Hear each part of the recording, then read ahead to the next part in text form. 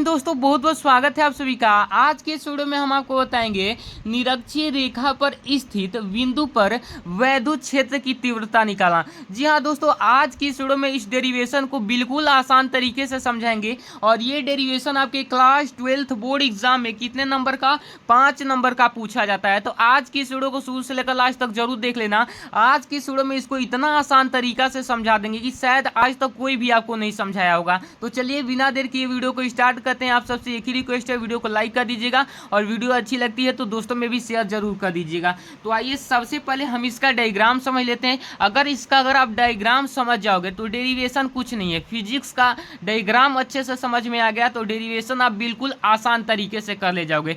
तो सबसे पहले आइए हम एक डायग्राम समझ लेते हैं। तो देखिए डायग्राम इसका कैसे बनेगा।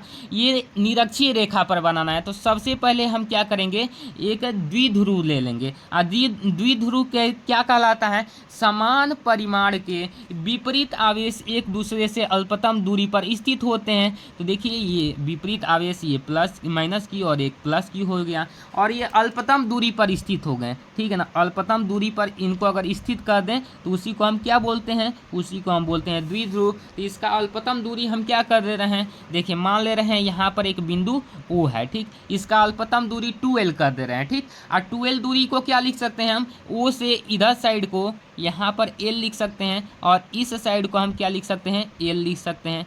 L और L 2L हो जाएगा। तो देखिए इस तरीके से हम लिख सकते हैं कि नहीं लिख सकते हैं, लिख सकते हैं भाई। यहाँ से यहाँ तक की दूरी और प्लस यहाँ से यहाँ तक की दूरी, ठीक।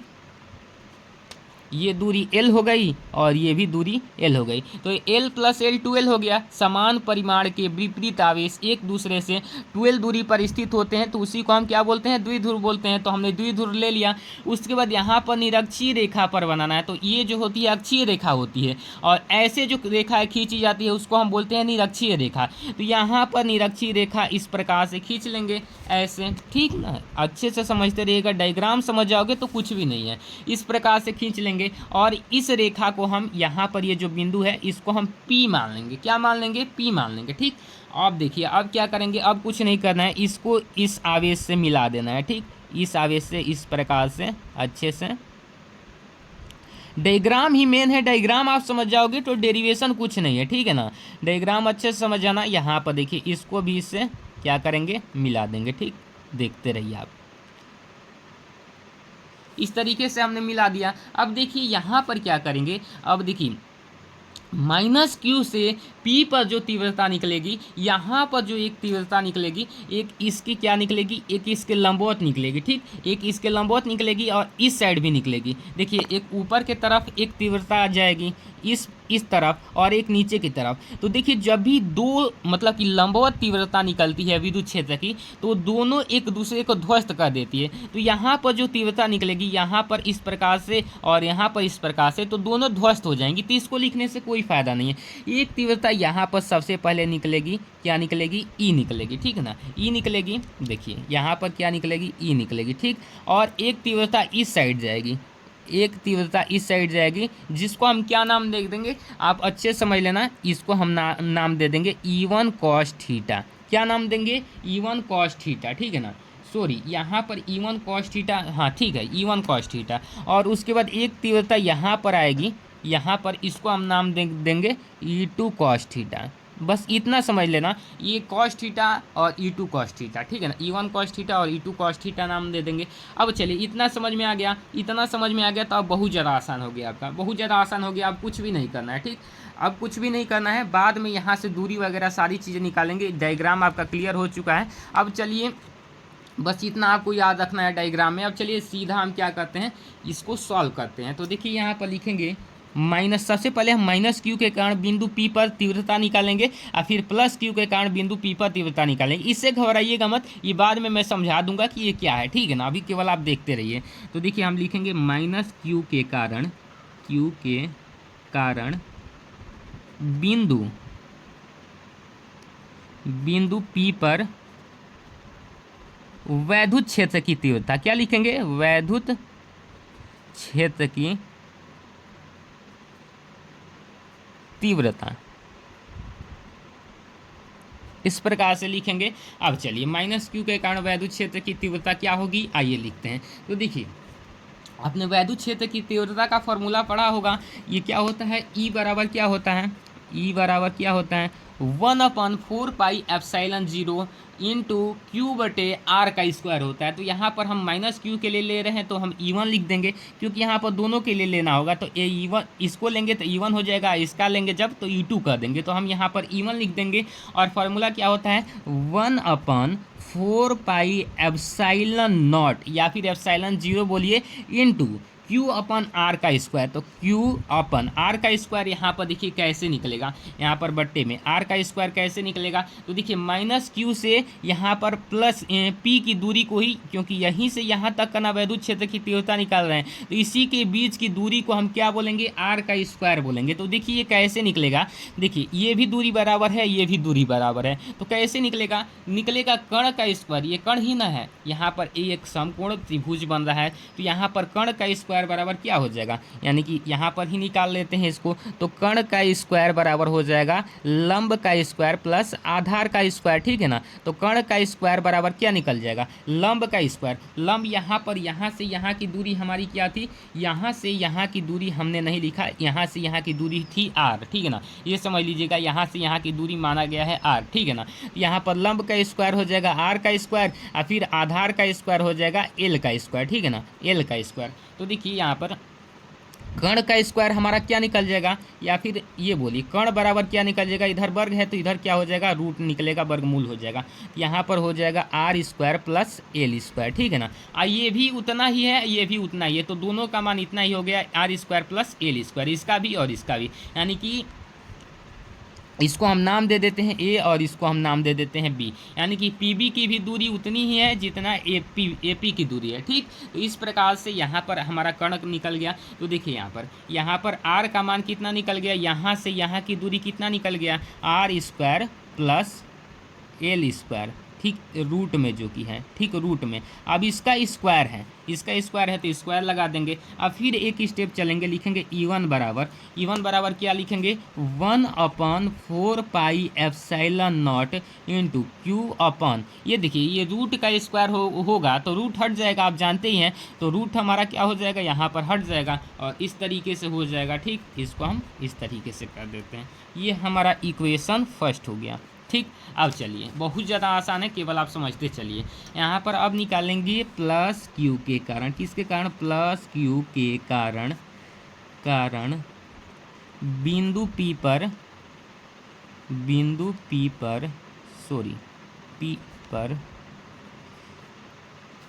क्षेत्र की तीव्रता, ठीक, इस प्रकार से। अब चलिए प्लस क्यू के कारण क्या हो जाएगा, इसको हम नाम दे देंगे E2। E2 बराबर क्या हो जाएगा 1/4 पाई एप्सिलॉन 0 इंटू क्यू अपन, ये जो हो जाएगा आर का स्क्वायर, यानी कि प्लस क्यू के कारण पी पर आर का स्क्वायर का मान वही होगा जो यहाँ पर था वो भी यहाँ पर था, ठीक है ना। यहाँ की भी दूरी समान है, यहाँ की भी दूरी समान है, तो यही दूरी कितना निकला था r square plus l square root में। तो यहाँ पर हम लिखेंगे रूट में r square plus l square का होल स्क्वायर, ये आर का स्क्वायर है तो आर का मान इतना है तो इसका स्क्वायर हो जाएगा, ठीक। अब चलिए यहाँ पर लिखेंगे E2 बराबर 1/4 पाई एप्सिलॉन 0 इंटू क्यू अपन, ये हो जाएगा कितना, ये रूट हट जाएगा, ये वर्ग है तो r square plus l square हो जाएगा, ठीक। इतना हो जाएगा आपका, ये जो हो जाएगा इक्वेशन नंबर कितना 2 हो जाएगा, ठीक है ना। अब चलिए इक्वेशन नंबर 2 हो गया। अब चलिए यहाँ पर क्या निकालेंगे, बिंदु P पर नेट तीव्रता। देखिए कैसे निकालेंगे नेट तीव्रता, इसको थोड़ा सा हम इस साइड खिसका देते हैं, ठीक। अब निकालेंगे हम बिंदु P पर नेट तीव्रता, क्योंकि ये दोनों हमने यहाँ पर Q से भी यहाँ पर निकाल दिया, अब यहाँ पर माइनस Q से भी निकाल दिया, प्लस Q से भी निकाल दिया। तो अब यहाँ पर निकालेंगे ना कि यहाँ पर नेट तीव्रता कितनी लग रही है। नेट तीव्रता कैसे निकालेंगे, देखिए यहाँ पर बिंदु P पर लिखेंगे, सबसे पहले यहाँ पर बिंदु P पर नेट तीव्रता, देखिए कैसे इसको निकालेंगे। यहाँ पर देखिए यहाँ पर नेट तीव्रता कैसे निकलेगी, E बराबर नेट तीव्रता ई नेट कर देंगे, ई नेट बराबर, देखिए यहाँ पर ये जो है यहाँ पर नेट तीव्रता दो लग रही है, एक E1 cos थीटा और एक E2 cos थीटा लग रहा है, ठीक है ना। एक E1 cos थीटा P पर लग रहा है और एक E2 cos थीटा लग रहा है। तो नेट तीव्रता कैसे निकलेगी, दो लग रही है तो दोनों को हम जोड़ देंगे तो यहाँ पर नेट तीव्रता निकल जाएगी। तो यहाँ पर हम लिख देंगे E1 cos theta plus E2 cos theta. अब यहाँ पर नेट तीव्रता निकल जाएगी। अब देखिए ई नेट बराबर क्या लिखेंगे, ई नेट। देखिए अब यहाँ पर बताइए E1 का मान और E2 का मान बताइए यहाँ पर क्या है। देखिए E1 का मान है 1/4πε0 Q/r² प्लस L², और यहाँ पर 1/4πε0 Q/r² प्लस L², यानी कि दोनों का वैल्यू जो है सेम है, ठीक है ना।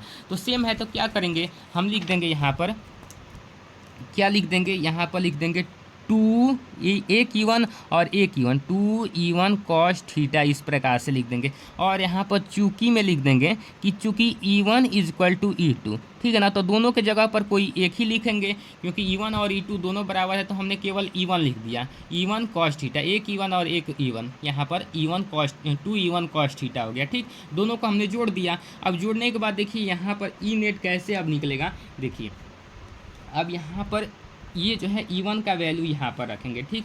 ई नेट यहाँ पर ई के ऊपर वेक्टर का चिन्ह इस प्रकार से दे दीजिएगा, ठीक है ना। अब ई नेट कैसे निकलेगा, देखिए यहाँ पर दो यहाँ पर है तो दो लिख देंगे अगुना। E1 का मान कितना है 1/4πε0 इंटू Q/r² प्लस L² है, ठीक। देख लीजिए है, यही है, यही हमने लिख दिया। अब चलिए इंटू में cos थीटा है तो cos थीटा लिख देंगे। अब बताइए यहाँ से cos थीटा का वैल्यू तो कुछ पता ही नहीं है, तो cos थीटा का वैल्यू कैसे निकालेंगे। तो देखिए cos थीटा का वैल्यू यहाँ से निकालेंगे, ये जो है त्रिभुज से cos थीटा की वैल्यू कैसे निकलेगी। त्रिभुज देखिए यहाँ पर त्रिभुज कौन से में, OBP में, किसमें, त्रिभुज OBP में। यहाँ पर cos थीटा की वैल्यू कैसे निकलेगी, cos थीटा बराबर लिख देंगे, cos थीटा की ही वैल्यू निकालनी है तो cos थीटा बराबर लिख देंगे। अब देखिए cos थीटा बराबर क्या होता है, cos थीटा बराबर होता है आधार बट्टे कर्ण। आधार का मान कितना हो जाएगा, L हो जाएगा, और कर्ण का मान कितना हो जाएगा, √r² प्लस L² हो जाएगा। तो कितना निकल गया हमारा, L/r² प्लस L², ये रूट में, ठीक। ये हमारा जो है वैल्यू निकल गया किसका, cos थीटा का। अब चलिए cos थीटा का मान निकल गया तो cos थीटा का मान हम यहाँ पर रख देंगे, ठीक। तो cos थीटा का मान रखेंगे तो ई नेट बराबर क्या निकलेगा, ई नेट बराबर क्या निकलेगा, 2 × 1/4πε0 इंटू Q/r² प्लस L², यहाँ पर इंटू L/√r² प्लस L², ठीक। इतना निकल गया। अब देखिए यहाँ पर हम लिखेंगे यहाँ पर, सॉरी पेज थोड़ा सा इसको हम इस तरह से पंच कर देना है, ठीक। अब देखिए ई नेट इजक्वल टू कितना निकलेगा। अब देखिए यहाँ पर 2 × देखिए Q × 2L, ये Q हो जाएगा और ये L में 2 से गुना हो जाएगा तो 2L हो जाएगा। Q × 2L क्या होता है, P बराबर आपने पढ़ा होगा, P बराबर द्विध्रुव आघूर्ण के बारे में आपने पढ़ा होगा। P बराबर होता है Q × 2L, तो ये Q हो जाएगा और L से 2 में गुना करेंगे तो 2L हो जाएगा। तो यहाँ पर इसके जगह पर हम क्या लिख सकते हैं, P लिख सकते हैं, ठीक। P लिख दिए। उसके बाद यहाँ पर बट्टा में क्या है, बट्टा में आपका यहाँ पर 4πε0 है, 4πε0। अब चलिए यहाँ पर देखिए, यहाँ पर क्या करेंगे, देखिए यहाँ पर इसमें यहाँ पर गुना का चिन्ह है। यहाँ पर देखिए इसकी घात कितनी है, r² प्लस L²। इसका पावर कितना है, इसका जो पावर है आपका 1 है, कितना पावर है, 1 पावर है, इंटू इसका पावर आपका कितना है, r² प्लस L²। तो ये जो है रूट को हम क्या लिख सकते हैं, ये रूट यहाँ से हटा दीजिए, ठीक। यहाँ से रूट हटा देंगे तो यहाँ से रूट को हम क्या लिख सकते हैं, रूट को हम लिख सकते हैं 1/2।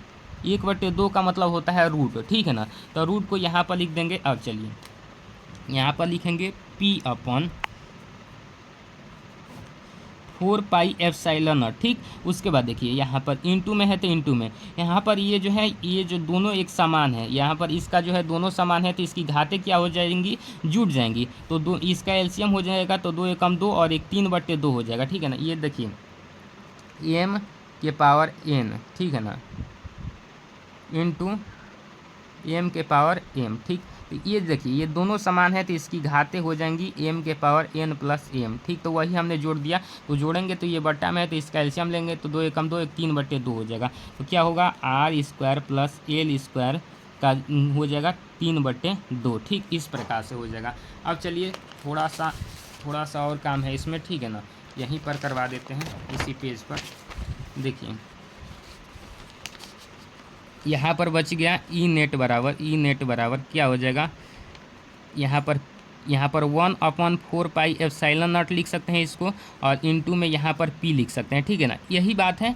यहाँ पर 1/4 पाई एप्सिलॉन नॉट कर दिया, इनटू में पी है तो पी लिख दिए। अब देखिए यहाँ पर आर के पावर कितना हो जाएगा, आर स्क्वायर हो जाएगा, गुना में ये है तो गुना में लिख देंगे 3/2, और ये जो हो जाएगा एल का मान जो हो जाएगा 0 का स्क्वायर गुने 3/2।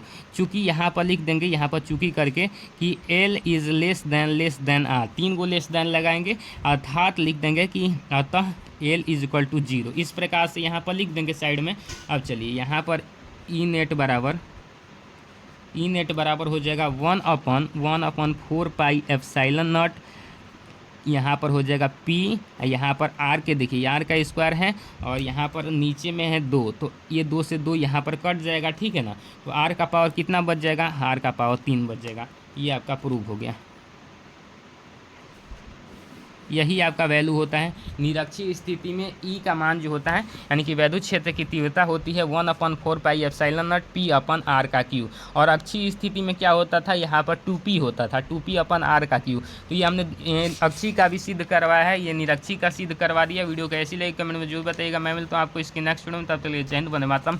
अगर आप कमेंट करोगे तो यहाँ पर जल्दी से इसका एक और डेरिवेशन है वो भी हम सॉल्व करवा देंगे, वो है द्विध्रुव पर लगने वाला बल आघूर्ण। अगले बार वो करवा देंगे। जय हिंद, वंदे मातरम।